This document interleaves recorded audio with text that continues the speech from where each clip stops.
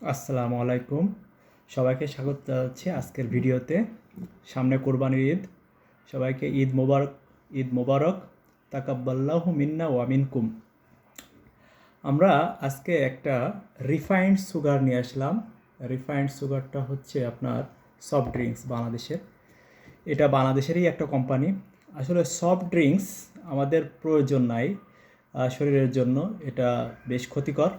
এটা সামনে যেহেতু কোরবানি ঈদে আমাদের দেশে মানুষের মধ্যে সফট ড্রিঙ্কস গ্রহণের প্রবণতা অনেক বেশি।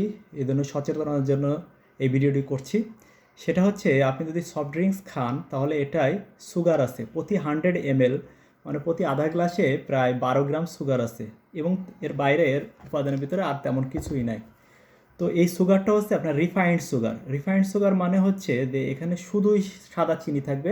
এখানে কোনো আপনার থাকবে না, কোনো ফাইবার থাকবে না। আমরা যেমন চিনি জাতীয় ফল, বিভিন্ন ফলে যেমন আখে বা অন্যান্য ফলে যখন আমরা সুগার বা চিনি থাকে ওইগুলোর সাথে ফাইবার থাকে। এই ফাইবার থাকলে তাকে রিফাইন্ড সুগার বলে না, এটা হচ্ছে কমপ্লেক্স কার্বোহাইড্রেট হয়।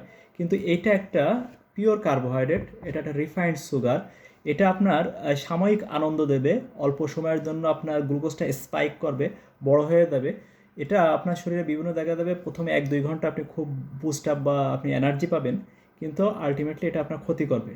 যদি এটা আপনার ডায়াবেটিসের সম্ভাবনা বাড়িয়ে দিতে পারে, উচ্চ রক্তচাপ এর সম্ভাবনা বাড়িয়ে দেবে এবং দীর্ঘদিন খেলে এ ধরনের শারীরিক সমস্যা আপনার হতে থাকবে।